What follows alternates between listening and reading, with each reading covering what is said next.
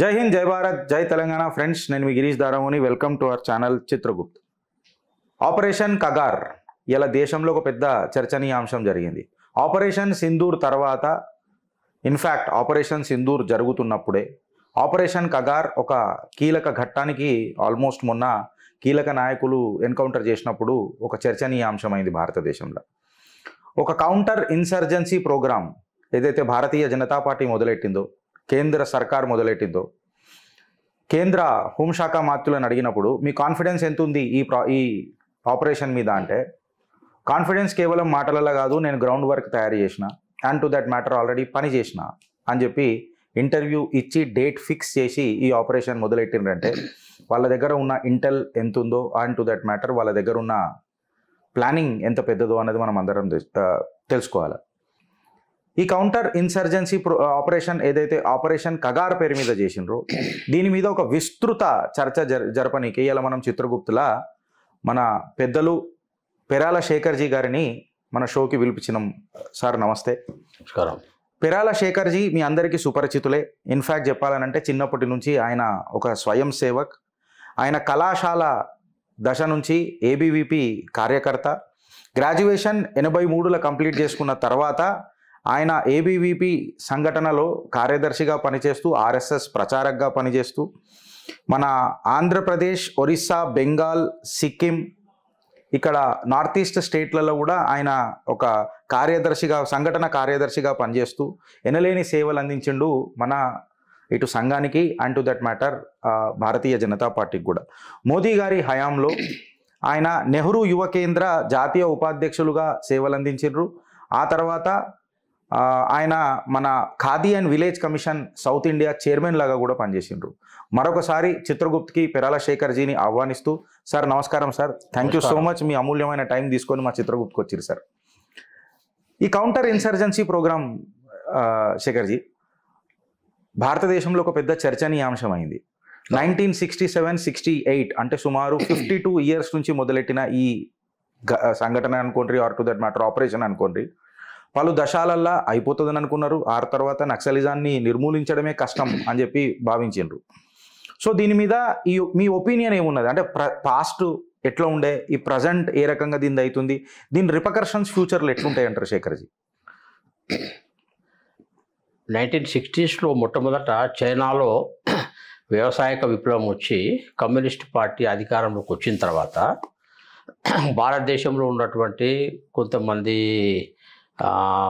ఉత్సాహపరులైనటువంటి యువకులకు వాళ్ళకు కూడా ఆలోచన వచ్చింది. ఎట్లయితే చైనాలో ఒక విప్లవం వచ్చి కమ్యూనిస్ట్ పార్టీ వ్యవస్థకు వచ్చిందో, చైనా భారతదేశం రెండు ఒకటే రకమైనటువంటి దేశాలు, జనాభాలో కూడా పెద్దవి, గ్రామీణ వాతావరణం ఎక్కువ ఉంటుంది, కాబట్టి ఇక్కడ కూడా మనం విప్లవాన్ని తీసుకొచ్చుకోవచ్చు అని చెప్పి ఒక ఆలోచనతో బెంగాల్లో, ఆంధ్రప్రదేశ్లో, అప్పుడు తెలంగాణ ఆంధ్ర కలిసి ఉండే సంబంధించిన కొద్దిమంది ముఖ్య వ్యక్తులందరూ కలిసి ఈ ప్రాసెస్ను వాళ్ళు అప్పుడే మొదలుపెట్టిండు 60స్లోనే.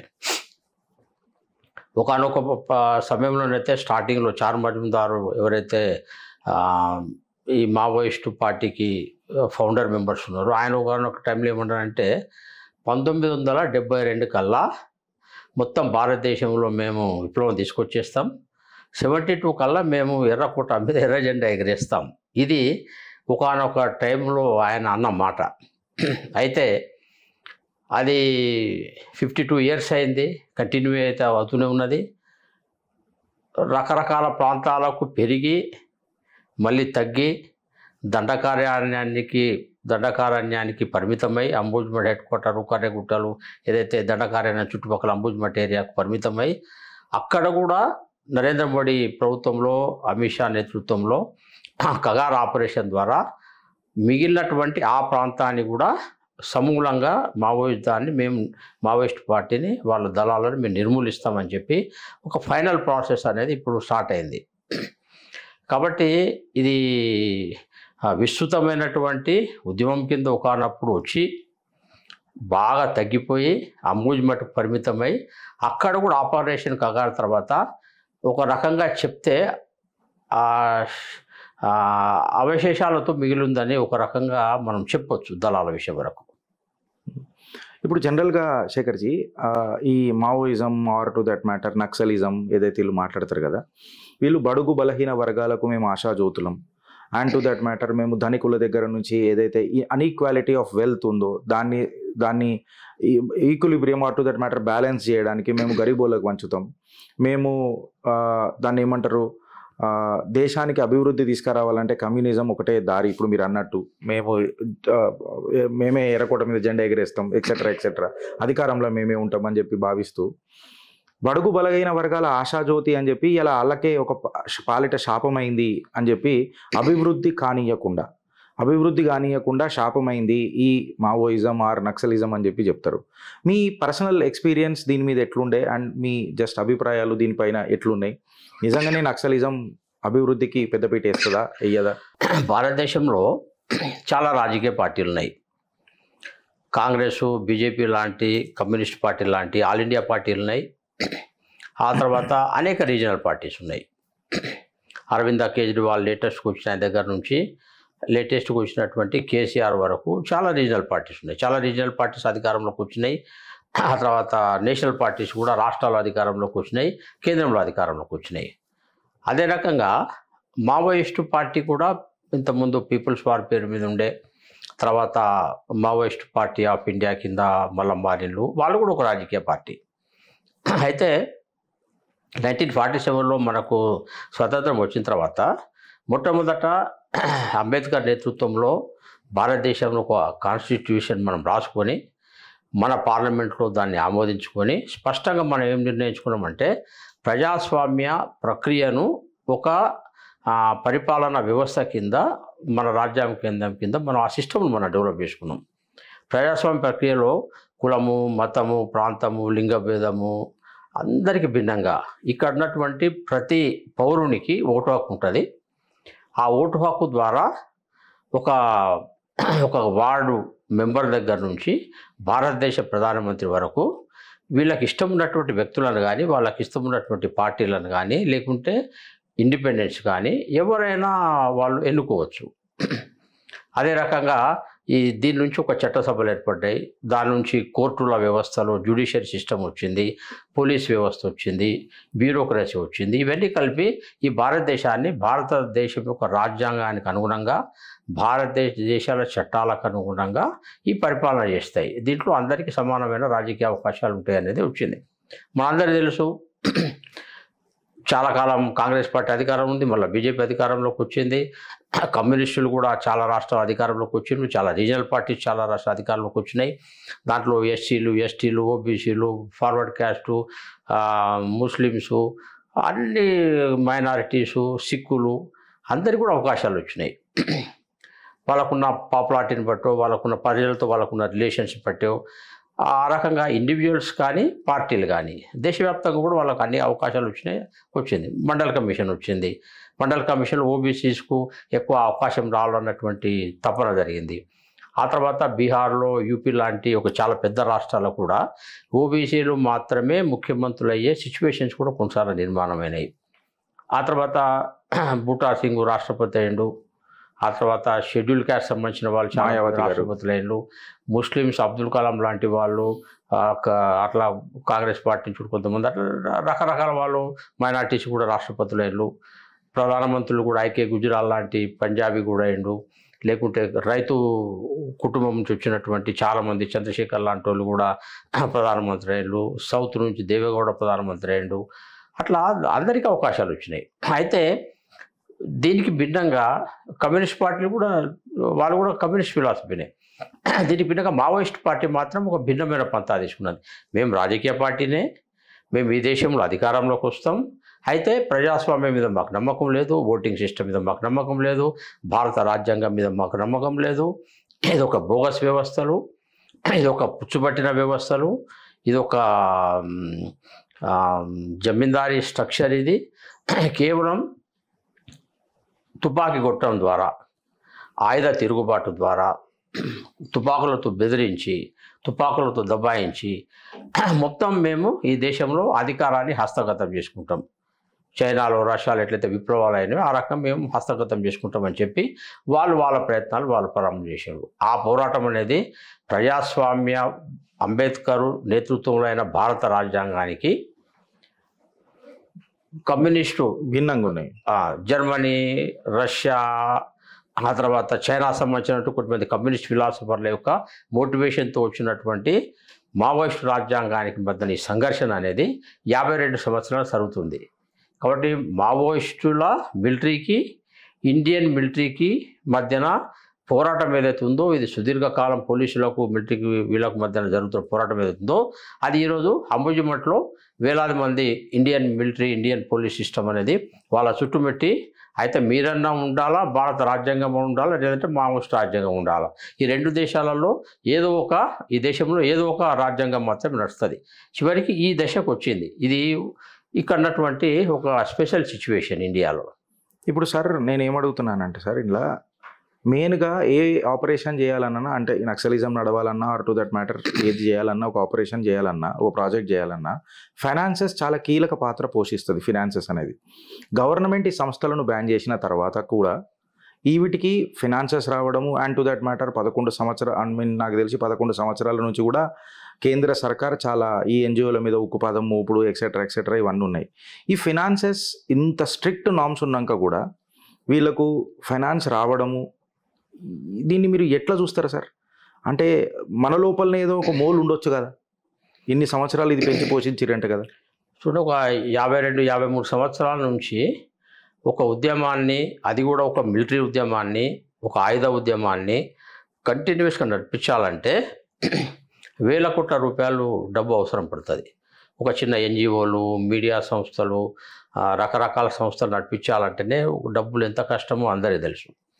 అటువంటప్పుడు ఇన్ని సంవత్సరాల నుంచి కంటిన్యూస్గా ఒక ఆర్మీ బేస్డ్ సిస్టమ్ నడిపించాలంటే ఎన్ని వేల కోట్లు కావాలా? ఇది ఇంత డబ్బులు ఎక్కడి నుంచి వస్తున్నాయి అనేది ఈరోజు ప్రజలందరి ముందు ఉన్నటువంటి ఒక సమస్య. నేను చిన్నప్పటి నుంచి 1982లోనే నేను వరంగల్ ఏబీపీ నగర కార్యదర్శికి ఉన్న. ఆ రోజు నుంచి నక్సలిజము, మావోయిస్ట్ మూమెంట్స్ దగ్గర నుంచి మాకు ఏబీపీ సంఘర్షణ సమయం నుంచి నేను చూశాను. నేను ఈ యొక్క మూమెంట్స్ను, వీళ్ళకు డబ్బులు ఎక్కడి నుంచి వస్తాయన్నప్పుడు నేను ఒక బ్లిస్ టైలర్ అని చెప్పి ఒక టైలర్, నా బట్టలు కుట్టించుకునేవాడిని నేను 1980స్లో వరంగల్లో. ఓ రోజు ఆ టైలర్ ఓనర్ అన్నాడు, ఆయన నరసింహ అని. ఆయన ఏమన్నాడంటే, సార్ మేము కూడా టైలర్ల అసోసియేషన్ పెట్టాం సార్ అన్నాడు. టైలర్ల అసోసియేషన్ ఎందుకబ్బా నేను అన్నా.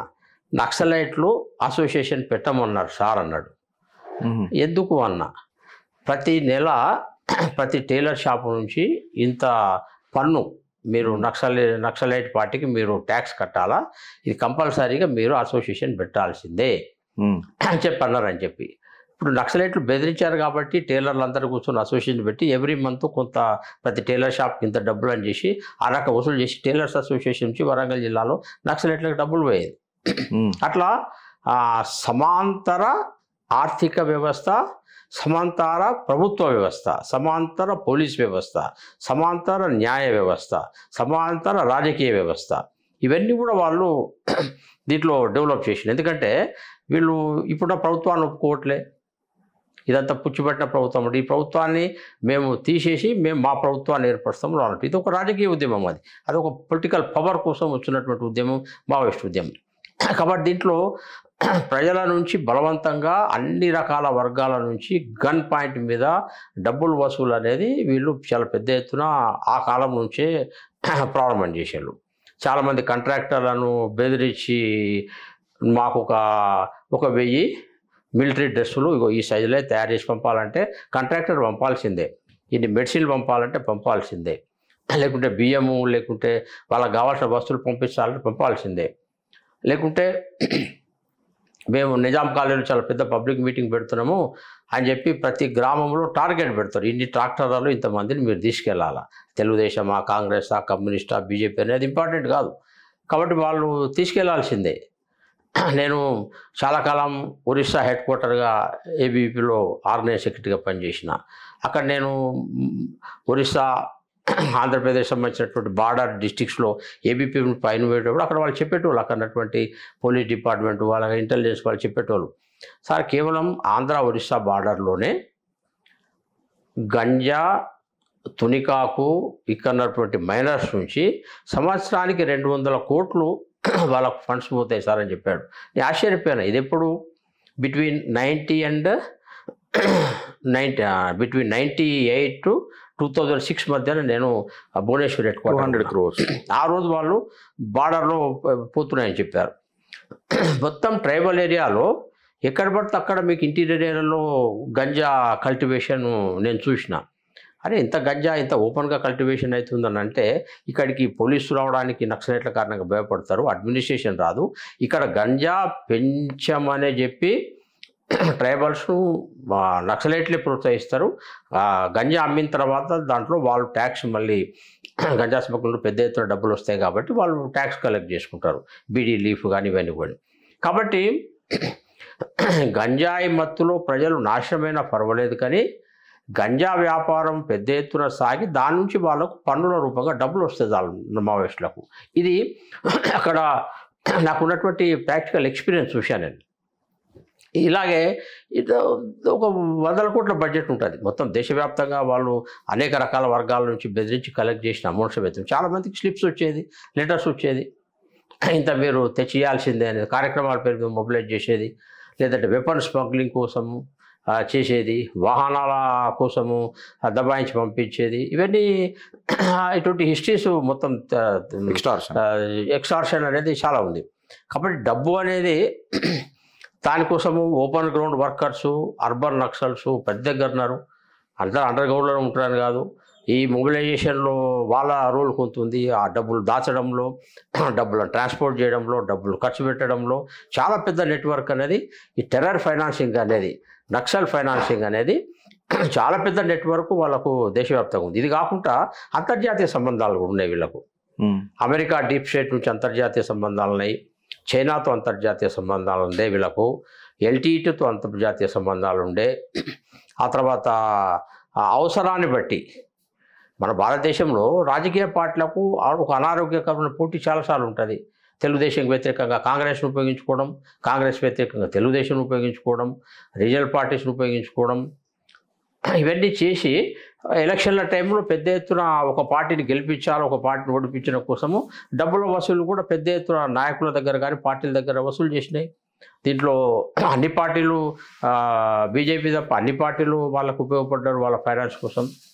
ఇది డబ్బు అనేది చాలా పెద్ద ఆర్థిక వ్యవస్థ స్టడీ చేయాలి. మీరు అన్నది కరెక్ట్ సార్. ఇప్పుడు మొన్న ఎన్ఐఏలో ఒక సపరేట్ వింగ్ పెట్టి కూడా వీళ్ళ అసెట్స్ మొత్తం రికవర్ చేస్తూ షురూ చేస్తే సుమారు 40 కోట్ల అసెట్స్ రికవర్ చేసిరని చెప్తున్నారు. సైమల్టేనియస్గా ఈడీని కూడా ఈ మనీ లాండరింగ్ యాక్టివిటీలలో దింపితే 12 కోట్ల రూపాయల నగదు or to that matter assets కూడా దొరికినాయి అని చెప్తున్నారు.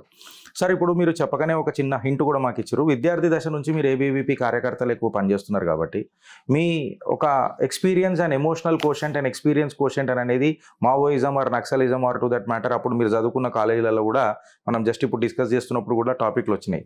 సో ఆ ఒక్క చిన్నది ఏదైనా సంక్షిప్తంగా మీరు జర మీ ఎక్స్పీరియన్స్ ఆ టైంలలో మీ కాలేజ్ విద్యార్థి దశలు ఉన్నప్పుడు, ఎందుకంటే ఇలా చాలామంది పేపర్లలో కూడా చదివిరో లేదు మావోయిజం అంటే ఏంది, నక్సలిజం అంటే ఏంది అని తెలియకుండానే చాలామంది లీడర్లు అయినరు.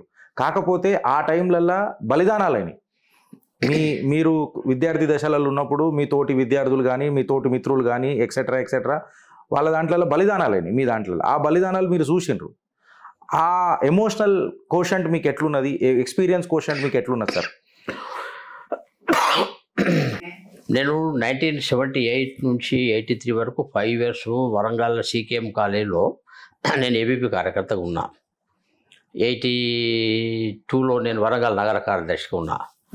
అప్పుడు నక్సలిజము రాడికల్ స్టూడెంట్స్ యూనియన్ పేరు మీద, రాడికల్ యూత్ లీగ్ పేరు మీద, రైతు కూలీ సంఘం పేరు మీద, వీటన్నిటి పేరు మీద కూడా రకరకాల ఆర్గనైజేషన్స్, విప్లవ రచయితల సంఘము, Andhra Pradesh civil liberties committees, Andhra Pradesh పౌర హక్కుల సంఘము, ఈ పేర్ల మీద రకరకాల సంస్థలు వాళ్ళు చాలా చురుగ్గా సమాజంలో రకరకాల వర్గాల్లో వాళ్ళు పనిచేసేవాళ్ళు.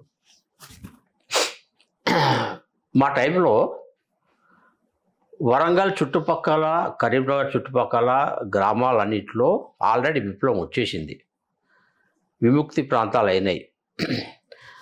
మా ప్రభుత్వాలే ఆ గ్రామాల్లో నడుస్తున్నాయి.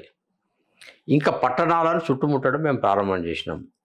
వరంగల్, కరీంనగర్, లేకుంటే నర్సంపేట, లేకుంటే జమ్మికుంట, ఏదైనా చిన్న చిన్న నగరాలు మున్సిపాలిటీస్ ఉన్నాయో ఇక గ్రామాలంతా అయిపోయింది, మా కబ్జాకు వచ్చేసినాయి, విప్లవం వచ్చేసింది ఆడ, ఇక మేము పట్టణాలను చుట్టుముడుతున్నాం అనేటువంటి పరిస్థితి వచ్చి ఉండే.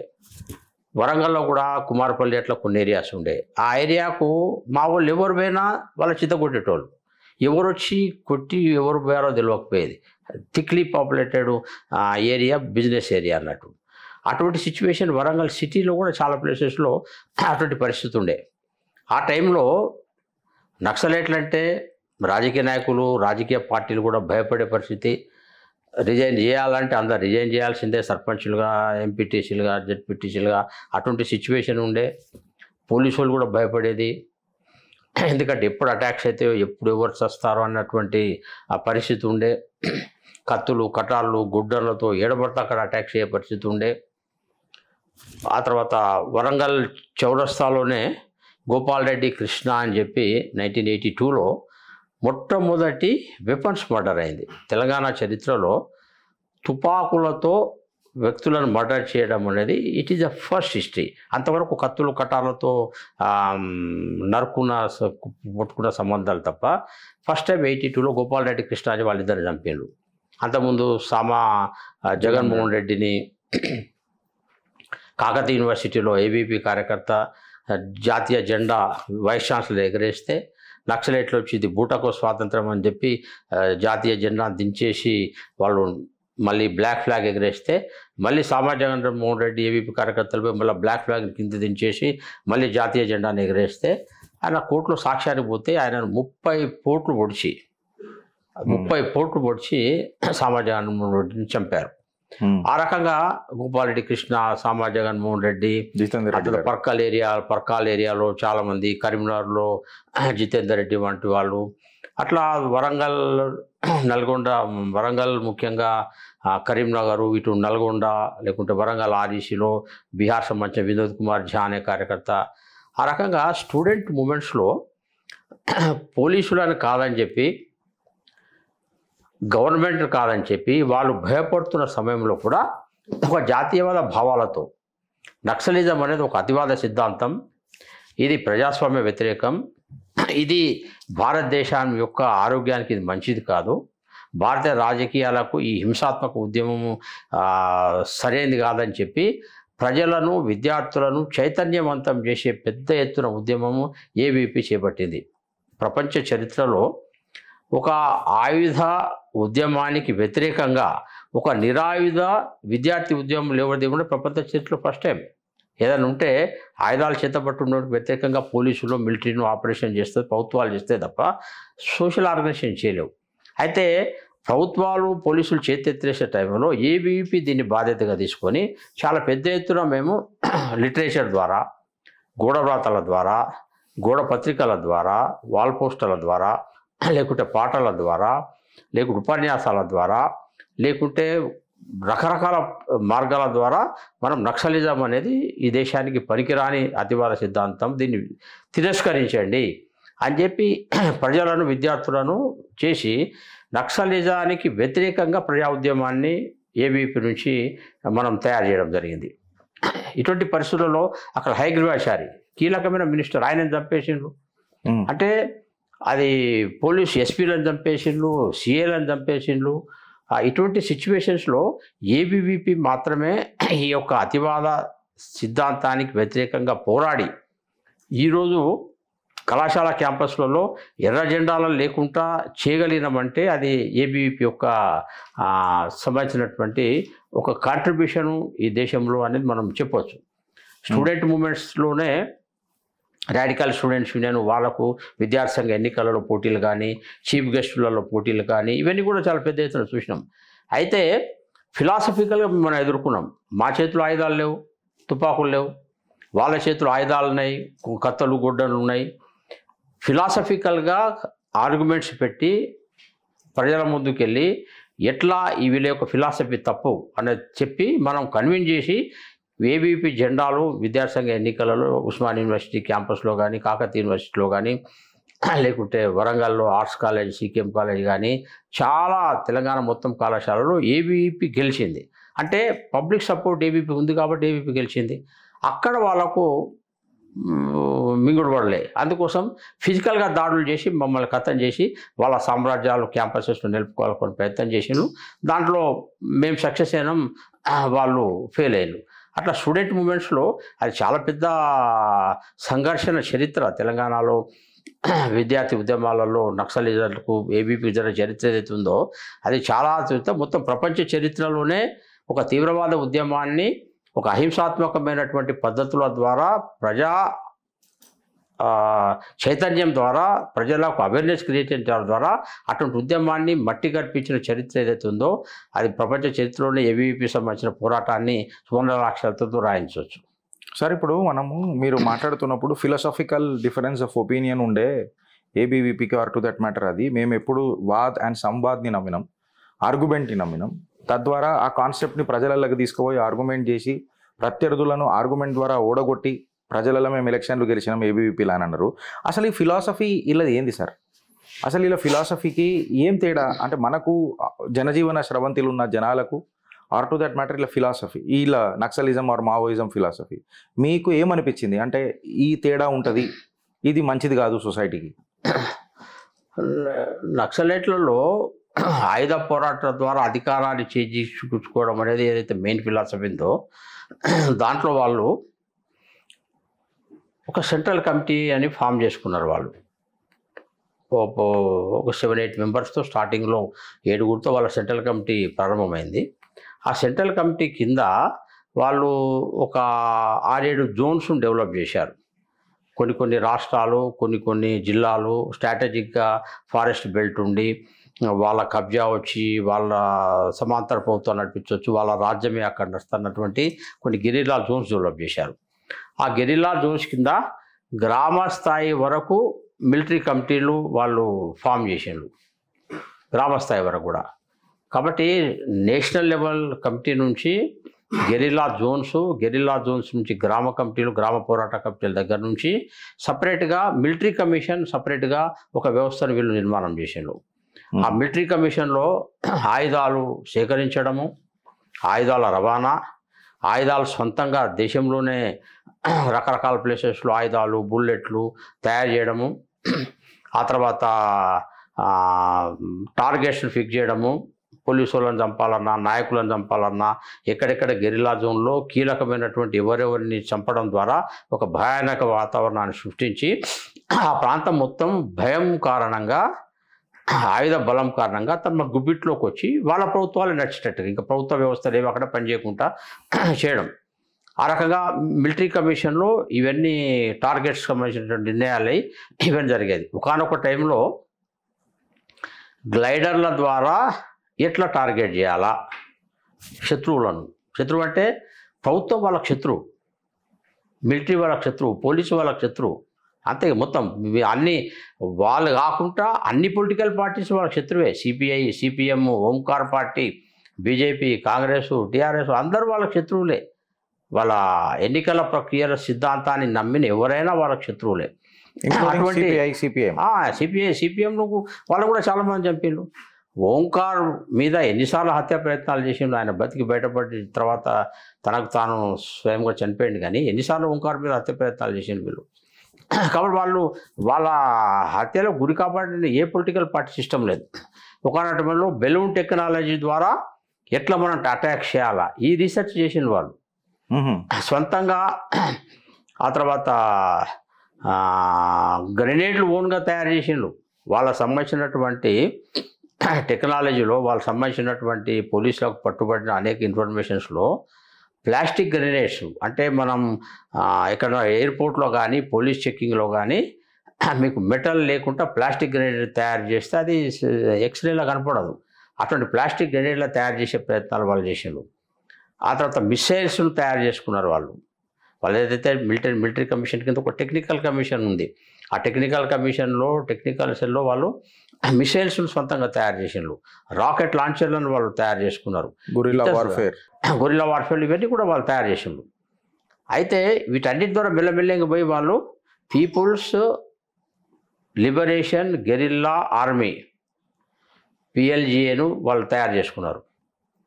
గెరిల్లా దళాలు ఎక్కడక్కడ గెరిల్లా దళాలు పెట్టి అటాక్ చేయడం, కంట్రోల్ తెచ్చుకోవడం, భయానక క్రియేట్ చేయడం, ఆ ప్రాంత విముక్తి ప్రకటించడం, ఇక్కడ మా రాజ్యం నడుస్తుందని చెప్పడం. నెక్స్ట్ స్టెప్లో PLA, పీపుల్ లిబరేషన్ ఆర్మీ, అన్ని గెరిల్లాలను కలిపి నేపాల్ నుంచి కింద తమిళనాడు వరకు ఏదైతే ఫారెస్ట్ బెల్ట్ ఉందో ఈ ఫారెస్ట్ బెల్ట్ మొత్తంలో ఒక రెడ్ కారిడార్ అని చెప్పి వాళ్ళు ప్రకటించిండ్రు. ఇగో దీన్ని వాళ్ళు రెడ్ కారిడార్ కింద వాళ్ళు డిక్లేర్ చేసేసిండ్రు. ఎక్కడ నుంచి మీరు నేపాల్ నుంచి మొదలు చేసి తమిళనాడు సంబంధించి కిందికి వచ్చి ఉంటుంది. దీంట్లో కొంత ఈ కోస్తా జిల్లాలో సముద్ర ప్రాంతం ఉంటుంది, మొత్తం ఫారెస్ట్ బెల్ట్ ఉంటుంది. అక్కడ మొత్తం విముక్తి ప్రాంతం అయిన తర్వాత ఇంకా వాళ్ళ రాజ్యమే నడుస్తుంది.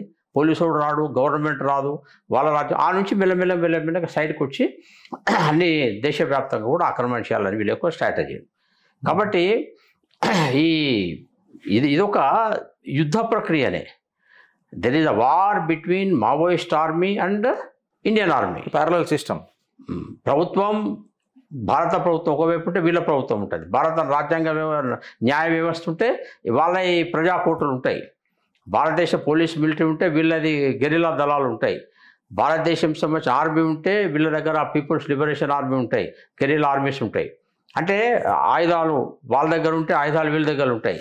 ల్యాండ్ మైన్స్ టెక్నాలజీని డెవలప్ చేసి చాలా పెద్ద ఒక్కొక్క ల్యాండ్ మైన్ పేలిస్తే 200 మంది కూడా చచ్చిపెట్టేట్టుగా ల్యాండ్ మైన్స్ పేల్చినటువంటి సందర్భాలు ఉన్నాయి.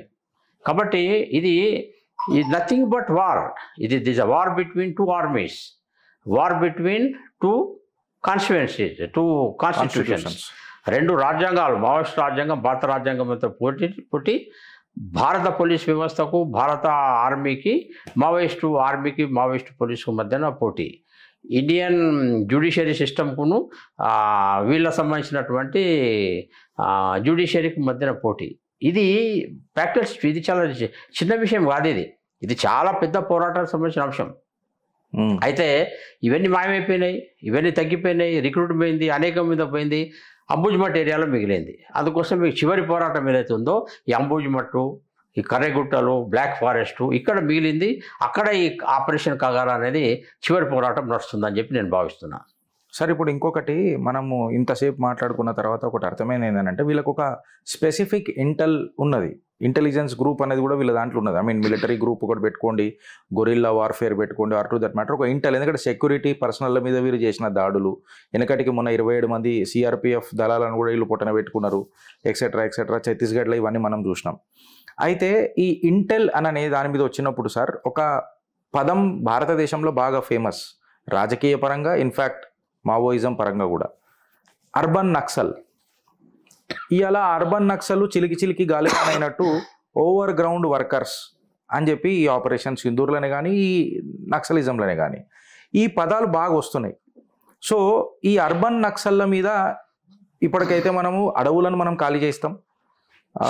ఈ ఆపరేషన్ కగార్ ఆబ్వియస్గా ఒక గుణాత్మకమైన రూపు తీసుకుంటుందని చెప్పి భావిస్తున్నాం. బట్ ఈ అర్బన్ నక్సల్లని ఆర్ టు దట్ మ్యాటర్ ఈ ఓవర్ గ్రౌండ్ వర్కర్ల మీద ఎట్లుంటుంది అంటారు సార్? అంటే మీకు ఒక ఎక్స్పీరియన్స్ కోషంట్ ఉన్నది, ఎమోషనల్ కోషంట్ ఉన్నది విద్యార్థి దశ నుంచి. వీళ్ళ ఆలోచన ఎట్లున్నది? ఎందుకంటే ఢిల్లీ యూనివర్సిటీ, JNU ఇవన్నీ మనం చూసినాం వెనకటి. ఇప్పుడు ఎట్లయితే సీక్రెట్ దళాలు లేకుంటే మిలిటరీ కమిషను, గెరిల్లా దళాలు, వాళ్ళ ఆర్మీ, ఫారెస్ట్లలో మీ దగ్గర పనిచేసే సిస్టమ్ ఎట్లుందో ఓపెన్ గ్రౌండ్ వ్యవస్థ కూడా సమాంతరంగా వాళ్ళు బిల్డప్ చేసిండ్రు. ఉదాహరణకు డబ్బుల వసూలు కావాలా, డబ్బుల ట్రాన్స్పోర్ట్ కావాలా, వాళ్ళ మావోయిస్ట్ సంబంధించినటువంటి తీవ్రవాద ఉద్యమానికి సంబంధించిన అన్ని వసతులు ఏర్పాట్లు కావాలా, తిండి, బట్టలు, మెడిసిన్స్, హాస్పిటల్స్. ఇవన్నీ ఎక్కడ చూస్తాయి? హాస్పిటల్ మన అడవులలో ఉండవు కదా. కాబట్టి వాటికి టోటల్ సపోర్టింగ్ సిస్టమ్ అనేది ఈ urban Naxals, open ground workers ద్వారానే ఈ సిస్టమ్ అంతా కూడా వాళ్ళకు వెళ్తుంది. ఒకటి. రెండవది డబ్బుల వసూలు, డబ్బుల ట్రాన్స్పోర్టు, పర్చేసింగ్ సిస్టమ్స్, ఇవన్నీ ఎట్లా కావాలా? వీళ్ళ ద్వారానే ఓపెన్ గ్రౌండ్ సంబంధించిన టోటల్ సిస్టమ్స్నే వాళ్ళు ఉపయోగించుకున్నారు. ఆ తర్వాత రిక్రూట్మెంట్ కావాలా, కళాశాల క్యాంపస్లు, లేకుంటే లేబర్ మూమెంట్స్, ఫ్యాక్టరీలలో అన్రెస్టు, లేకుంటే రైతులలో ఉన్నటువంటి రెస్టు, వీటన్నిటిని ఉపయోగించుకోవాలా. కాబట్టి ఉపన్యాసాల ద్వారా, సాహిత్యం ద్వారా, పాటల ద్వారా, లేకుంటే గద్దర్ యొక్క పాత్ర కానీ, విమలక్క పాత్ర కానీ, వీళ్ళందరి పాత్రలు కూడా పెద్ద ఎత్తున మావోయిస్ట్ ఉద్యమానికి, నక్సల్ ఉద్యమానికి రిక్రూట్మెంటు తేవడం కోసం తగినటువంటి ఎన్విరాన్మెంట్ని క్రియేట్ చేసేటందో వీళ్ళందరూ కూడా ఈ పాత్ర ఓపెన్ గ్రౌండ్ సంబంధించినటువంటి సిస్టమ్స్ అన్నీ కూడా ఈ గ్రౌండ్ ప్రిపేర్ చేసినాయి. యూనివర్సిటీలలో, కళాశాల క్యాంపస్లో ప్రొఫెసర్లు ఉన్నారు, వాళ్ళందరూ కూడా గైడ్ చేయడం, మోటివేట్ చేయడం, ట్రైనింగ్ క్యాంపులు తీసుకోవడం, ఆ తర్వాత ఫిలాసఫికల్ బ్యాక్గ్రౌండ్ తయారు చేయడం. ఎప్పుడన్నా నక్సల్ వ్యతిరేకమైన వాతావరణం ప్రభుత్వాల ద్వారా కానీ ఇతర సంస్థలు, ఇతర పార్టీల ద్వారా వచ్చినప్పుడు దాన్ని కౌంటర్ చేసే పనంతా ఓపెన్ గ్రౌండ్ వాళ్ళు చేస్తారు. ఎందుకంటే ప్రతిసారి వాళ్ళు ఇచ్చిన స్టేట్మెంట్లు సెంట్రల్ కమిటీ నుంచి వస్తే పెద్ద ప్రచారం రాదు. రోజు ఇక్కడ నుంచి ఓపెన్ గ్రౌండ్ ఉన్నవాళ్ళు, ఆ తర్వాత నక్సల్ సంబంధించినటువంటి అర్బన్ నక్సల్ చెబుతారు, వీళ్ళు ఈ యొక్క పాత్ర వాళ్ళు పోషిస్తుంటారు. కిందికి పంపించే కార్యక్రమం, పట్టణాల నుంచి కళాశాలకు మంచి కిందికి ఫుల్ టైం వర్కర్స్గా లేకుంటే దళాలకు పోవడం కోసం తగిన గ్రౌండ్ అంతా వీళ్ళు ఇక్కడ ప్రిపేర్ చేస్తుంటారు. ఇంకేదైనా సిచ్యువేషన్స్ చాలా టైట్, ఎన్కౌంటర్లు అయింది, అరెస్టులు అయినాయి, వెంటనే వాళ్ళ న్యాయవాదుల సంఘాలు వెంటనే రౌండ్కి వస్తాయి, వెంటనే పౌర హక్కుల సంఘాలు వచ్చేస్తాయి. అయ్యో నక్సలైట్లకు సంబంధించిన హక్కులన్నీ కాల రాసేస్తున్నారు అని మొదలు పెడతారు. ఇప్పుడు మావోయిస్టు రాజ్యాంగం ఎన్నడూ హక్కుల గురించి మాట్లాడలే. మావోయిస్టు రాజ్యాంగం ఎప్పుడైనా రాజ్యాధికారం త్రూ ప్యారల్ సిస్టమ్ ద్వారా నువ్వు కుక్కలు చంపినట్టుగా చంపి బెదిరించి భయం ద్వారా నువ్వు అధికారం చేజించుకోదు. ఇప్పుడు నువ్వు హక్కుల గురించి, ప్రజల హక్కుల గురించి మావోయిజం ఎన్నడూ మాట్లాడలే. అయితే వీళ్ళు అర్బన్ నక్సల్స్ మాత్రం వాళ్ళందరి రాజ్యాంగం యొక్క విలువలు ఎందుకు పాటిస్తలేరు, ప్రభుత్వాలు హక్కుల గురించి ఎందుకు పాటిస్తలేరు, నువ్వు కాళ్ళ మీద కాల్చాలా తప్ప నువ్వు మనిషిని ఎట్లా చంపుతున్నావు, ఇవన్నీ చాలా గమ్మత్తుగా ఈ అర్బన్ నక్సల్స్ గమ్మత్తైన ఆర్గ్యుమెంట్స్ పెట్టి ఒక అతివాద ఉద్యమానికి సంబంధించినటువంటి బ్యాక్గ్రౌండ్, ఎన్విరాన్మెంట్ని వీళ్ళు ఓపెన్ గ్రౌండ్లో తయారు చేస్తారు. కానీ వాళ్ళకు కంటే వీళ్ళు అర్బన్ నక్సలిజం అనేది, ఓపెన్ గ్రౌండ్ వర్కర్స్ అనేది వాళ్ళకంటే వీళ్ళు చాలా డేంజరస్ సిచ్యువేషన్స్. కాబట్టి ప్రభుత్వాలు వాళ్ళను బ్యాన్ చేయాలా, వీళ్ళను బ్యాన్ చేయాలా? వాళ్ళని బ్యాన్ చేయడం అంటే వీళ్ళని బ్యాన్ చేస్తేనే సాధ్యమవుతుంది. కేవలం రాబోయే కాలంలో కేవలం తుపాకులు పట్టుకున్న నక్సలైట్లను చంపేసి ఈ ఫిలాసఫీని ఇట్లనే కంటిన్యూ అయితే మళ్ళీ రిక్రూట్మెంట్ అవుతుంది. కరెక్ట్. మళ్ళీ గొంగళలో తినుకుంటా వెంట్రుకలు ఏరినట్టే ఉంటుంది పరిస్థితి. కాబట్టి ఒక సమగ్రంగా ఈ ఉద్యమాన్ని డెమోక్రసీ వాళ్ళకు వచ్చే వరకు, డెమోక్రటిక్ ప్రాసెస్కి వచ్చే వరకు కేవలం ఆయుధ ఉద్యమం నడిపించినప్పుడు ఆయుధ ఉద్యమానికి సపోర్టింగ్ చేసి ఓపెన్ గ్రౌండ్ సంబంధించినటువంటి లేదంటే అర్బన్ నక్సల్ సిస్టమ్ కూడా చాలా స్పష్టంగామైనటువంటి నిర్ణయాలు ప్రభుత్వాలు తీసుకోవాల్సి అవసరం ఉన్నది. ఇది కేవలం అధికారంలో ఎవరు ప్రభుత్వం ఉంటే వాళ్ళనే బాధ్యత కాదు. ఇది అన్ని రాజకీయ పార్టీలలో కన్సెన్సస్ రావాలా. ఎందుకంటే CPI, CPM, regional parties, Congress, BJP వీళ్ళందరూ కూడా భారత రాజ్యాంగం సిస్టమ్ ప్రకారం డెమోక్రటిక్ ప్రాసెస్ నమ్మిన వాళ్ళు. వీళ్ళు ఆయుధాలు లేరు కదా. అటు వీళ్ళందరిలో మధ్యలో కూడా ఆయుధ పోరాటం ద్వారా అధికారంకి రావాలన్న ఈ ప్రక్రియ గురించి ఒక స్పష్టమైన కాన్షియస్ అన్ని పార్టీలలో ఉండాలి. ఒక్కొక్కరు ఒక్కొక్క దీన్ని మాట్లాడొద్దు.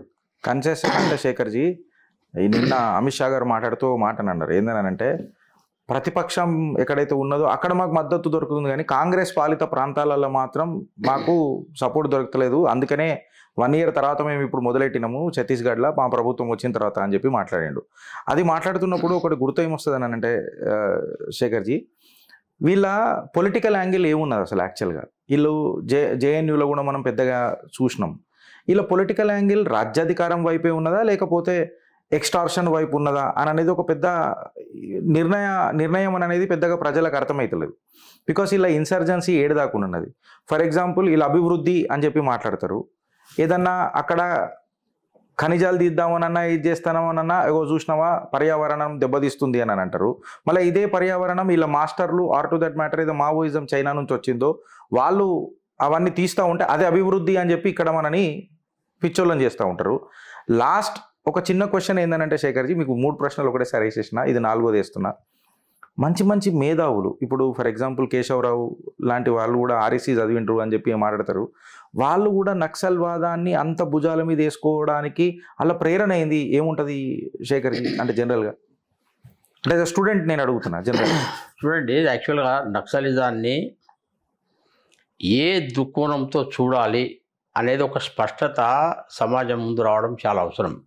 చాలా విస్తృతమైనటువంటి చర్చ భారత పార్లమెంటులో చర్చ జరగాల, అన్ని అసెంబ్లీలలో చర్చ జరగాల, అన్ని రాజకీయ పార్టీల మధ్యన కూడా ఇది చర్చ జరగాల్సిన అవసరం ఉన్నది ప్రజాస్వామ్యంలో.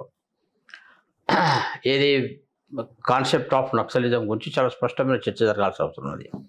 ఇప్పుడు నిన్న రేవంత్ రెడ్డి గారు ఏమన్నారంటే, మొన్న హరగోపాల్ గారు లేకుంటే ఇంకొద్దిమంది కోదండరామ్ గారు ఇంకొద్దిమంది పెద్దలందరూ జస్టిస్ ఈ కొద్దిమంది పెద్దలందరూ పోయి రేవంత్ రెడ్డి గారిని కలిసి అన్నప్పుడు ఆయన ఏమన్నారంటే, దీన్ని ఒక సామాజిక సమస్య కింద చూస్తాము, తప్పకుండా దీని గురించి మేము ఆలోచిస్తాం, మా కేంద్ర పార్టీతో మాట్లాడి ఒక మాట అన్నాడు. అసలు ఇప్పుడు వాళ్ళు డైరెక్ట్గా నీతో సహా నీ కాంగ్రెస్ పార్టీతో సహా అందరిని ఎగరగొట్టి వాళ్ళు రాజ్యాధికారం కావాలంటున్నారు వాళ్ళ ఆయుధ పోరాటం ద్వారా. రేవంత్ రెడ్డి లాంటి అవగాహన లేని పిచ్చోళ్ళకి ఏంటంటే ఇది చిన్న సామాజిక సమస్య మాది కనబడుతున్నది. ముఖ్యంగా ఈ కర్రెగుట్టలలో ఆపరేషన్ అయినప్పుడు తెలంగాణ సంబంధించిన గ్రే హౌస్ వీళ్ళందరూ కూడా లోపలికి వెళ్ళినప్పుడు అనేక మంది శాంతి చర్చల పేరు మీద కొంతమంది ప్రముఖులు పోయి రేవంత్ రెడ్డి గారిని కలిసినప్పుడు రేవంత్ రెడ్డి గారు మేము మా కేంద్ర పార్టీతో మాట్లాడి దీని గురించి మేము ఆలోచిస్తామని ఒక మాట అన్నప్పుడు మాకు అంతర్గతంగా తెలిసిన విషయం ఏంటంటే, రేవంత్ రెడ్డి గారు వాళ్ళ కేంద్ర పార్టీ యొక్క సిగ్నల్తో నక్సలైట్లతో కుమ్మక్కైపోయి నక్సలైట్కి సంబంధించిన మిలిటరీ ఏదైతే చీఫ్ ఉన్నాడో మన హిడ్మాను కర్రెగుట్టల నుంచి సేఫ్ ప్యాసేజ్ ఇచ్చి తప్పించిండ్రు అనేది ఈరోజు అంతర్గతంగా చాలా పెద్ద చర్చ జరుగుతున్న అంశం. దీంట్లో గతంలో మావోయిస్టులలో పనిచేసి కమాండర్గా పనిచేసి మళ్ళీ బయటకు వచ్చి మంత్రి అయినటువంటి సీతక్క పాత్ర కూడా దీంట్లో ఉన్నదని చెప్పేది ఈరోజు అన్ని రకాల వర్గాల్లో జరుగుతున్నటువంటి చర్చ. నేను స్పష్టంగా రేవంత్ రెడ్డి గారికి ఒక విషయం చెప్పదలుచుకున్నా. రేవంత్ రెడ్డి గారు మీరు ఏదైతే సామాజిక సమస్య అని చెప్పి దీనిలో అన్నారో, ఇది సామాజిక సమస్య, ఇది శాంతి భద్రతల సమస్య, ఇది ఆయుధ తిరుగుబాట. ఇది చాలా స్పష్టంగా మీరు ఒక ముఖ్యమంత్రిగా దీని విషయంలో ఆలోచించుకోవాల్సినటువంటి అవసరం ఉన్నది. దీని అంతా క్యాజువల్గా మీరు తీసుకోవద్దు ఇష్యూను. మళ్ళీ తెలంగాణను రణరంగం చేయొద్దు మీ నేతృత్వంలో. కాంగ్రెస్ పార్టీ స్వార్థం కోసము, మీరు ముఖ్యమంత్రి ఉండాలనే స్వార్థం కోసము తెలంగాణ ప్రజలు బలి చేయొద్దని నేను కోరుతున్నాను. కాబట్టి ఇది ఐడియాలజికల్గా 52 సంవత్సరాల నుంచి ఎక్స్పీరియన్స్ ఏంది, మీ పోలీస్ డిపార్ట్మెంట్తో మీరు కూర్చోండి. మీ పార్టీలో ఉన్నటువంటి శ్రీధర్ బాబు కానీ లేకుంటే వెంకటరెడ్డి గారు కానీ జూపల్లి కృష్ణారావు గారు కానీ మిగతా అనేక మంది మంత్రులు ఉన్నారు, వాళ్ళ ఎక్స్పీరియన్సెస్ కూడా ఒకసారి తీసుకోండి. మీ గ్రామస్థాయి సర్పంచ్లు, ఎంపీటీసీలు, డెప్యూటీసీలు, మీ జిల్లా నాయకుల నుంచి ఒకసారి అభిప్రాయం సేకరించండి. నక్సలిజం అనేది అది శాంతి భద్రత సమస్య, లేక సామాజిక సమస్య, లేకుంటే ఒక ఆయుధ తిరుగుబాట. కుక్కలు చంపినట్టు మీ కార్యకర్తలు అనేక మందిని చంపిళ్ళు. శ్రీధర్ బాబు సంబంధించిన ఫాదర్ని కూడా చంపిళ్ళు. అప్పుడు మీకు అర్థం కావట్లేదు, ఐక్యవేశాన్ని చంపిళ్ళు. మీకు అర్థం కావట్లేదు రేవంత్ రెడ్డి గారు. మీరు మళ్ళొక రణగుండంగా అగ్నిగుండంగా తెలంగాణ మార్చొద్దని చెప్పి నేను రేవంత్ రెడ్డిని కోరుతున్నా. ఇది శాంతి భద్రతల ఇది కేవలం సామాజిక సమస్య అనే విషయాన్ని మీరు వెంటనే విత్డ్రా చేసుకోవాలా. మీరు నక్సలిజం పట్ల శ్రద్ధగా మీరు అబ్జర్వ్ చేయాలా. మీరు కేంద్ర హోమ్ మినిస్ట్రీతో మాట్లాడండి, ఇక్కడ ఉన్నటువంటి ఎక్స్పీరియన్స్తో డిస్కస్ చేయండి. అని డిస్కస్ చేసినాకనే మీరు చేయాలి, కానీ మీరు తొందరపడి ఏదో చిన్న సమస్య కింద దీన్ని చేయొద్దు. గతంలో కూడా కొంతమంది కాంగ్రెస్ నాయకులు నక్సలైట్లతో కలిసి పనిచేసిండ్రు. జనార్దన్ రెడ్డి లాంటి వాళ్ళు ఏమో నక్సలైట్లను, వెంగళరావు గారు లాంటి వాళ్ళు కూడా కాంగ్రెస్ ముఖ్యమంత్రులే. అప్పుడు వాళ్ళు నక్సలైట్లకు వ్యతిరేకంగా కఠిన చర్యలు తీసుకున్నారు. అసలు మీ పార్టీ పాలసీ ఏంది? ఇంత సీనియర్ పార్టీ, ఇంత సీనియర్ పార్టీ, ఒక పెద్ద పార్టీ సంబంధించిన ఒక వ్యక్తి మీ ఇష్టం ఉన్నట్టుగా మీరు కొద్ది గంతులు వేసినట్టుగా మీరు అటు ఇటు గంతులు లేదు రేవంత్ రెడ్డి గారు. మీరు చాలా స్పష్టమైన ఒక పాలసీ అనేది కాంగ్రెస్ పార్టీకి ఉండాలా, మీకు కూడా ఉండాలా. తెలంగాణను మరోసారి రణరంగం చేయొద్దు అని చెప్పి మిమ్మల్ని కోరుతున్నా.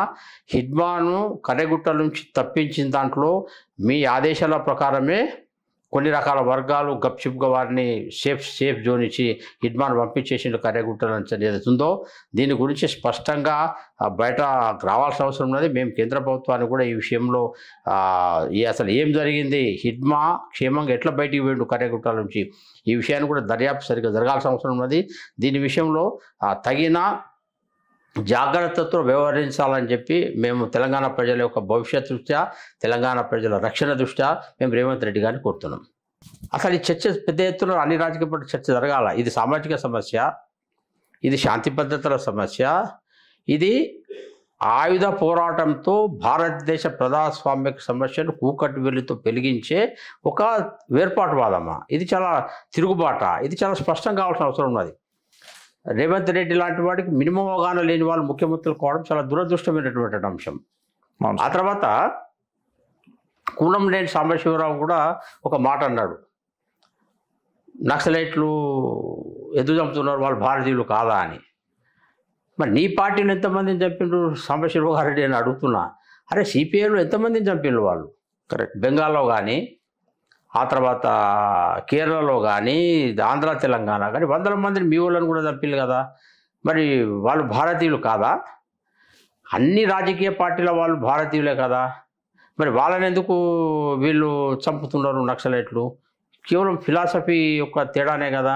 నువ్వు ఆయుధ వ్యాపారం, మీరు ఆయుధ తిరుగుబాటు ద్వారా అధికారం అంటున్నాం, మేము ప్రజాస్వామ్య ప్రక్రియ ద్వారా ప్రజల దగ్గరికి వెళ్ళి నమస్కారం పెట్టి కన్విన్స్ చేసుకొని మెజారిటీ ప్రజలు మాకు ఓట్లు వేస్తే మీ సిపిఐ అయినా, బీజేపీ అయినా, కాంగ్రెస్ అయినా, టీఆర్ఎస్ అయినా, మమతా బెనర్జీ అయినా, ఎవరైనా అదే కదా.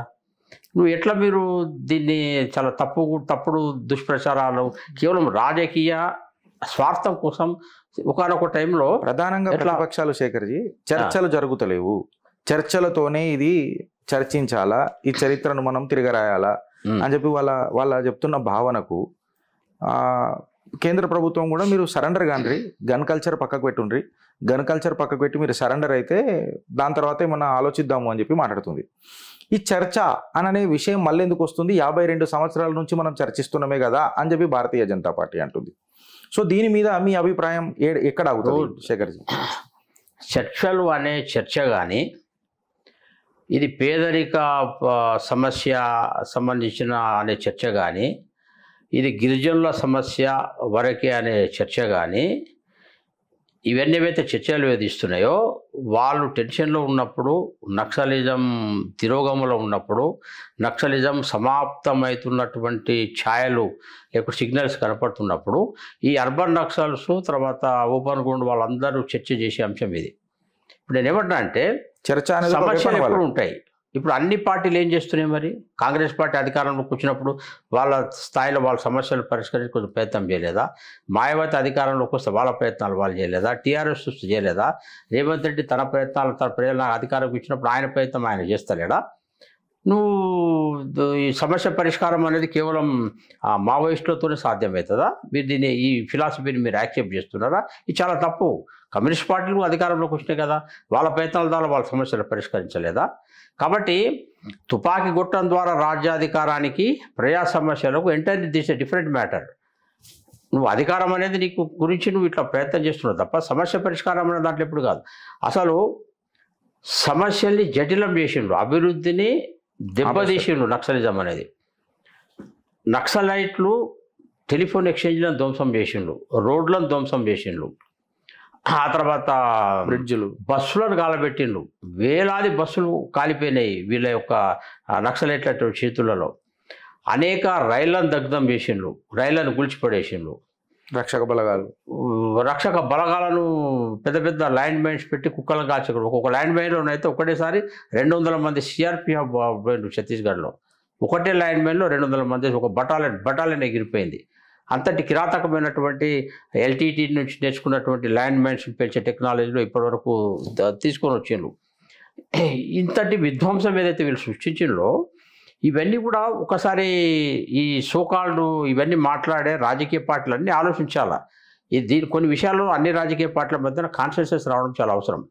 ఎవరైతే చర్చలు అని వీళ్ళు అంటున్నారో ముందు వాళ్ళను అధికారం కోసము అతివాదాన్ని మేము వదిలేస్తాము, డెమోక్రసీ ప్రక్రియకి వస్తామని చెప్పి వాళ్ళంటే ఆయుధాలను త్యజిస్తాము, మేము కూడా ఎన్నికల ప్రక్రియకు వస్తామని చెప్పి వాళ్ళు అంటే అప్పుడు చర్చలు చేసినా దానికి అర్థం ఉంటుంది. చర్చలు ఏ ప్రాతిపదిక మీద చర్చలు చేయాలా, దేనికోసం చర్చలు చేయాలా? అసలు ఎవరైతే చర్చలు కావాలని అంటున్నటువంటి మహానుభావులు ఎవరైతే హైదరాబాద్ బేసి ఉన్న సోకాల్డ్ ఇంటెలెక్చువల్స్ ఉన్నారో అసలు ఈ మావోయిస్టులకు ఉన్నటువంటి అంతర్జాతీయ సంబంధాలు వీళ్ళు తెలుసా? అతిపెద్ద భారతదేశాన్ని ముక్కలు చేయాలని, భారతదేశాన్ని అస్థిరం పాలు చేయాలనే అంతర్జాతీయ కుట్రలో భాగం నక్సలిజం.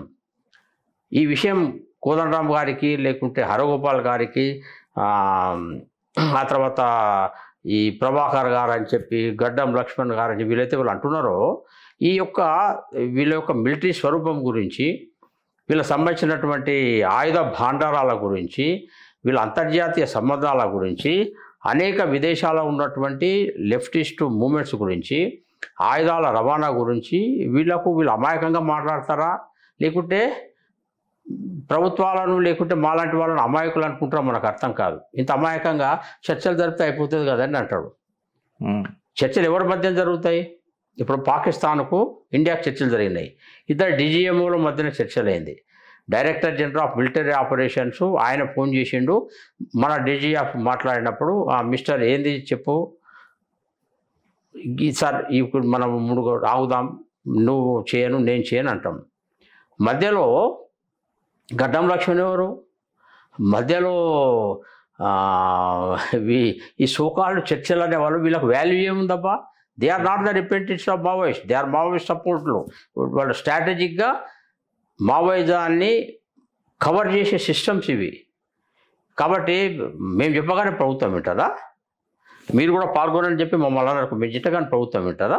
ఎందుకంటే అది ప్రభుత్వానికి హోమ్ సెక్రటరీ ఉంటాడు, ప్రధానమంత్రి ఉంటాడు, దానికి సంబంధించినట్టు హోమ్ మినిస్టర్ ఉంటాడు, మిలిటరీ సిస్టమ్స్ ఉంటాయి, దానికి ఒక సిస్టమ్ ఉంటుంది. దానికి మధ్య చర్చలు అవుతాయి. నేను చెప్పగానే ప్రభుత్వం వినదు, నువ్వు చెప్పగానే మావోయిస్టులు ఆగుతారు అనుకుంటున్నావా? మావోయిస్టులు ఆగారు. మావోయిస్ట్ యొక్క ఫిలాసఫీ, వారు నేషనల్ ఇంటర్నేషనల్ కరెక్షన్స్, వాళ్ళ యొక్క కీలు అమెరికన్ డీప్ స్టేట్ దగ్గర వాళ్ళ తాళం చేయింది. పాకిస్తాన్ ISI దగ్గర మావోయిస్టుల తాళం చేయింది. చైనాలో మావోయిస్టుల తాళం చేయింది. నువ్వు వీళ్ళు చెప్తే ఇక్కడ ఉండి కూర్చొని చర్చలు అని చెప్పి వీళ్ళు చెప్పగానే అమాయకంగా భారత్ ప్రభుత్వం వింటుంది, మేము వింటామని చెప్పినంత అమాయకులు కాదు ఇక్కడ. మరి ఈ చర్చలు కావాలన్న వాళ్ళు వాళ్ళ అమాయకులా, లేకుంటే మమ్మల్ని అమాయకులు అనుకోని చర్చలు కావాలని అడుగుతున్నారు? నాకైతే అర్థం కాదు. వీళ్ళందరినీ చూస్తుంటే చాలా ఆశ్చర్యం అవుతుంది అప్పుడప్పుడు. అసలు వీళ్ళ చేతులు ఏముంది? కరెక్ట్. చివరికి శేఖర్జీ, మన సుదీర్ఘ కాలంగా మీరు సంఘలో పనిచేసినారు, ఒక RSS కార్యకర్తలాగా కూడా ఉన్నారు. ఒక జాతీయవాద ఐడియాలజీకి, ఒక కమ్యూనిస్ట్ ఐడియాలజీకి సంక్షిప్తంగా బ్రీఫ్గా ఒక డిఫరెన్స్ ఉంటుంది అని అంటే ఇలాంటి పిల్లలకు చెప్పాలనంటే మీ ఎక్స్పీరియన్స్ ఏం చెప్తుంది? సమస్యలు అవినీతి, లేకుంటే దోపిడీ, భూమి సమస్య, తర్వాత అవినీతి, పేదరికము, ఈ 140 కోట్ల సుదీర్ఘ భారతదేశంలో అనేక ప్రాంతాలలో అన్ని సమస్యలు ఉన్నాయి. సమస్యలకు పరిష్కారం ఏంది అనే దగ్గర చాలా స్పష్టంగా డెమోక్రటిక్ ప్రాసెస్ ద్వారా, ఈ సిస్టమ్ ద్వారా మనం ఈ సమస్యలకి పరిష్కారం ఎత్తుకోవాలనుకున్నాం. అట్లా పోటీ పడి అన్ని రాజకీయ పార్టీలు కూడా ప్రజల కోసం మేనిఫెస్టోలు పెడుతున్నాయి. అధికారంకి వచ్చినాక కొన్ని ఫ్రీబీస్ ఇస్తున్నారు, లేకుంటే నేను 3 ఎకరాలు ఇస్తా అని చెప్పి కేసీఆర్ అన్నాడు, నేను 2 లక్షలు నేను రుణమాఫీ చేస్తా అని ఈయన అన్నాడు, బస్సులలో ఉచితంగా మహిళలను తీసుకెళ్తామని చెప్పి 3-4 రాష్ట్రాలు అన్నాయి, నేను ఎలక్ట్రిసిటీ ఫ్రీగా ఇస్తా అని చెప్పి ఎవరు మన కేజ్రీవాల్ అన్నాడు, ఇచ్చిండు. అరవింద్ బీజేపీ సంబంధించినటువంటి కొంతమంది ముఖ్యమంత్రులు ట్రైబల్ అమ్మాయిలందరికీ కూడా ఉచితంగా సైకిల్స్ ఇస్తామని చెప్పి ఇచ్చిండ్రు. రైతులకు డైరెక్ట్ రైతు బంధు కేసీఆర్ ఇచ్చిండు, కేంద్ర ప్రభుత్వం ఇస్తుంది. మోడీ గారు 18,000 గ్రామాలలో కరెంటు లేదు, ఇంటీరియర్ సంబంధించినటువంటి ట్రైబల్ ఏరియా అయినా, అడవి అయినా, లేకుంటే 20 ఫీట్ల పైన ఉన్నటువంటి హిమాలయాల్లో ఉన్న చిన్న గ్రామమైనా నేను పవర్ ఇస్తా అని చెప్పి ఆయన 1000 రోజులలో 3 సంవత్సరాలలో ఆయన పవర్ తీసుకుపోయి అందరికి వచ్చేట్టుగా చేసిండు. ఆ తర్వాత కోట్లాది కుటుంబాలకు ఉచితంగా, పేద కుటుంబాలకు, ఎవరి దగ్గర అయితే ఇప్పటికీ కట్టెలతో వండుకుంటున్నారు అన్న వాళ్ళకు 3 కోట్ల కుటుంబాలకు ఉచితంగా గ్యాస్ ఇచ్చిండు. ఎవరి ప్రయత్నాలు వాళ్ళు చేస్తున్నారు. సమస్యలు అనేవి ఎప్పుడు ఉన్నాయి. నక్సలైట్లు, మావోయిస్టులు, సోకాల్డ్ శాంతి చర్చల వాళ్ళు ఏవదిస్తున్న గిరిజనుల సమస్య అనేది ఎప్పటి నుంచి ఉన్నది. అయితే సమస్యలకు పరిష్కారం అనేది ఆయుధ పోరాటం అనేది స్పష్టంగా వీళ్ళు చెప్పాలా. ఆయుధ పోరాటం ద్వారానే సమస్యలకు పరిష్కారం అవుతుంది. ఆయుధ పోరాటం ద్వారా వచ్చినప్పుడు మరి కమ్యూనిస్ట్ పార్టీ రష్యాలో ఎందుకు రద్దయింది? చైనాలో కమ్యూనిస్ట్ పార్టీ సంబంధించినటువంటి వాల్యూస్, ఆ సిస్టమ్స్ అన్ని ఎగిరిపోయి పెట్టుబడి వ్యవస్థలో కమ్యూనిజం కింద ఎందుకు చైనాలో మారింది? పోలాండు, చెకోస్లోవేకియా అనేక దేశాల్లో కమ్యూనిజం ఉండే, మొత్తం మాయమైపోయింది కదా కమ్యూనిజం. నేను 1978 నుంచి నక్సలిజాన్ని దగ్గర నుంచి చూసిన, చాలా పీక్గా ఉండే. మొట్టమొదటి ఆంధ్రప్రదేశ్ అసెంబ్లీలో దాదాపు 100కు దగ్గరగా కమ్యూనిస్ట్ ఎమ్మెల్యేలు ఉండే. ఇప్పుడు ఎంతమంది ఎమ్మెల్యేలు ఉన్నారు? ఆంధ్రప్రదేశ్, తెలంగాణలో ఒక ఎమ్మెల్యే ఉన్నాడు, పూనం సాంబశివరావు. రేవంత్ రెడ్డి దయాదాక్షిణ్యాల మీద ఒక్క ఆయన గెలిచిండు. మరి మీరెందుకు తగ్గిండ్రు? పేదరికం గురించి మాట్లాడిన వాళ్ళు అయితే నేనేమంటున్నా అంటే, ఎఫర్ట్స్ అనేది ఎప్పుడు ఉంటాయి, డెవలప్మెంట్ ఎప్పుడు ఉంటుంది. డెవలప్మెంట్ ఎప్పుడు జరగాల్సిందే, అన్ని రకాల సమస్యలు జరగాల్సిందే. దీనికి మొత్తం భారత రాజ్యాంగాన్ని ఖతం చేసేసి ఆయుధ పోరాటం ద్వారా పరిష్కారం అనేది నేను అడుగుతున్నటువంటి ప్రశ్న. ముఖ్యంగా పివి నరసింహరావు గారు వచ్చినప్పుడు ఆయన ఏం చేసిండంటే, సీలింగ్ యాక్ట్ పట్టుకొచ్చిండు. 40 ఎకరాల కంటే ఎవరికి సొంత ల్యాండ్ ఉండడానికి లేదు, ఎక్కువ కుటుంబానికి అని పెట్టి వందలాది ఎకరాలు చాలామంది భూస్వామి దగ్గర భూమినంతా గవర్నమెంట్ తీసేసుకున్నది. అది గవర్నమెంట్ ప్రాపర్టీ అయింది. చాలామందికి ఇల్లు కట్టించిండ్రు, లేకుంటే పేద పిల్లలకు పంచిండ్రు. ఇవన్నీ జరిగినాయి. చట్టబద్ధమైనటువంటి సోషల్ కంపాషన్, సామాజిక న్యాయం కావాలని తప్పన ఉన్నటువంటి ఒక ప్రభుత్వం, ఒక నాయకుడు వస్తే ఒక చిన్న డెమోక్రటిక్ డిసిషన్ అసెంబ్లీలో తీసుకుంటే పేద పిల్లలకు ఉపయోగపడే చాలా పనులు చేయొచ్చు. భూమి సమస్యతో సహా అన్నీ చేయొచ్చు. నీ మాదిరిగా వేలాది సావులకు కారణం కావాల్సిన అవసరం లేదు. డెమోక్రటిక్ ప్రాసెస్ కూడా సమస్యలు పరిష్కరించవచ్చు. ఇప్పుడు మన దగ్గర విధవా వివాహాల సమస్య ఉండే, చైల్డ్ మ్యారేజెస్ సమస్య ఉండే, ఎన్ని సమస్యలు ఉండే మన దగ్గర. విడోస్ చచ్చిపోయే సమస్య ఉండే, వరకట్నం సమస్య ఉండే, ఆ తర్వాత ఇంటర్ క్యాస్ట్ సంబంధించినట్టు కాన్ఫ్లిక్ట్స్ ఉండే. మెల్లమెల్లగా అన్ని మినిమైజ్ కాలే. ఈరోజు చనిపోయిన వాళ్ళు మళ్ళీ పెళ్ళిళ్ళు చేసుకుంటలేరా? అమ్మాయిలను అబ్బాయిలు చేసుకుంటున్నారు కదా. వరకట్నాలు కాస్త కూస్తో తగ్గినాయి కదా. ఆ తర్వాత ఇంటర్ క్యాస్ట్ మ్యారేజ్ చేసుకుంటున్నారు కదా. ఇప్పుడు చైల్డ్ మ్యారేజ్ తగ్గినాయి కదా. సొసైటీలో చాలా రకాల పేదరికం కూడా సమస్యే. పేదరికం కూడా ఈ మధ్యన దాదాపు 2-3 కోట్ల మంది ప్రజలు పేదరికం నుంచి నెక్స్ట్ స్టెప్కి వచ్చింది అనేది అంతర్జాతీయ సర్వేలలో వస్తుంది. డెవలప్మెంట్ ఎప్పుడైతే జరుగుతుందో, గవర్నమెంట్ దగ్గర పైసలు ఉన్నాయో, గవర్నమెంట్ దగ్గర కూడా రెవెన్యూ పెరుగుతుందో, వాళ్ళు చేసినటువంటి ఫెసిలిటీస్ కారణంగా పేద పేదలకు ఇండ్లు వస్తున్నాయి. ఇప్పుడు ప్రతి పేద పేదలకు సొంత ఇల్లు కట్టిస్తామని చెప్పి మోడీ గవర్నమెంట్ నిర్ణయం తీసుకున్నారు. చాలా ఇళ్ళు కట్టిస్తున్నారు కదా. అన్ని పూర్తయ్యే టైం వస్తుంది.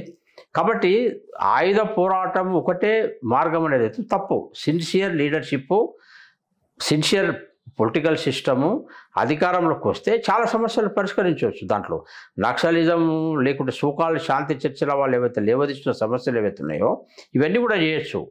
కాబట్టి 75 సంవత్సరాల నుంచి విధ్వంసం సృష్టించి ఇంటీరియర్ ట్రైబల్ ఏరియాలో, ఫారెస్ట్ ఏరియాలో డెవలప్మెంట్ ఆపిందే నక్సలైట్లు. లేకుంటే ఇప్పటికీ చాలా అద్భుతమైనటువంటి ప్రగతి ట్రైబల్ ఏరియాస్లో కానీ అవన్నీ ఉండేది. అసలు నక్సలైట్లు వందలాది స్కూల్స్ తగలబెట్టేసిండ్రు. అవును సార్. గ్రామాలలో ఉన్నటువంటి టెలిఫోన్ టవర్స్ను కూల్చిపడేసిండ్రు. వాళ్ళ ఫోన్లో మాట్లాడుకోకూడదు. ట్రైబల్ ఏరియా అతను శత్రువు, ప్రభుత్వం శత్రువు, ప్రభుత్వ వ్యవస్థలు శత్రువు అని చెప్పి నువ్వు స్కూల్స్ గాలబెట్టేస్తే, హాస్పిటళ్లను కూల్చిపడేస్తే, ఎలక్ట్రానిక్ టవర్లను కూల్చిపడేస్తే నువ్వు ఇక ట్రైబల్ ఏరియాలకు డెవలప్మెంట్ ఎట్లా పోతుందబ్బా? ఇది చాలా అన్యాయం. ఇది ఈ పేద ప్రజల గురించి మాట్లాడి పేద ప్రజలకు అత్యంత అన్యాయం చేసిన పార్టీ ఏదైనా అంటే అది నక్సలైట్ల పార్టీలు, మావోయిస్ట్ పార్టీలే. అవును సార్. పరిష్కారము ఇంకొకటి ప్రజలను పరేషాన్ చేయడం అనేది ఒక లాస్ట్ టాపిక్లో మనం ఆగిపోయినప్పుడు ఇప్పటిదాకా మనకు శేఖర్జీ మంచి క్లారిటీ ఇచ్చిండ్రు. ఇలా ఫైనాన్స్ ఏడికని వచ్చింది మాట్లాడినరు. ఆయన విద్యార్థి దశలల్లో జరిగిన ఎమోషనల్ ఆస్పెక్ట్స్ మనతో షేర్ చేసుకున్నారు. ఏబీవీపీ కార్యకర్తలల్లో జరిగిన ఘోరాతి ఘోరమైన అమరవీరులను అందరిని ఒకసారి ఆయన గుర్తు తెచ్చుకున్నాడు. ఇన్ఫ్యాక్ట్ ఇంకా చెప్పాలనంటే ఫ్రెండ్స్, అభివృద్ధి అనే ఒక టాపిక్ వస్తే సుమారు 11,053 కిలోమీటర్ల రోడ్లు ఇలా భారతీయ జనతా పార్టీ ఈ 10 సంవత్సరాలలో వేసింది. ఇన్ఫ్యాక్ట్ ఇది ఫేజ్ 1, ఫేజ్ 2లా 17,000 కిలోమీటర్స్ వేస్తా అని చెప్తున్నది. ఇన్ఫ్యాక్ట్ ఇప్పటిదాకా శేఖర్జీ టెలిఫోన్ టవర్ల మీద మాట్లాడినరు. 2343 టెలిఫోన్ టవర్లు కూడా భారతీయ జనతా పార్టీ చేసింది. ఫేజ్ 2లా 8,500 టవర్ల గురించి మనం భారతీయ జనతా పార్టీ ప్లాన్ చేస్తుందని చెప్తున్నారు. ఒక ట్రైబల్కి బ్యాంక్ అకౌంట్ ఉండొద్దా అని ప్రశ్నించిన శేఖర్జీ మాటలు నిజమే అని అనిపిస్తుంది కదా. అడవిలలో బ్యాంకులు ఉండొద్దా, వాళ్ళ అభివృద్ధి చూడొద్దా, సాక్షులు కావద్దా అని అంటే, ఇలా సర్కార్ సుమారు 1000 పైన బ్రాంచ్లు ఓపెన్ చేసింది, 5,700 పోస్ట్ ఆఫీసులు ఓపెన్ చేసింది, సుమారు 90 మోస్ట్ ఎఫెక్టెడ్ డిస్ట్రిక్ట్లలో ఇవన్నీ కార్యకలాపాలు జరిగినాయి.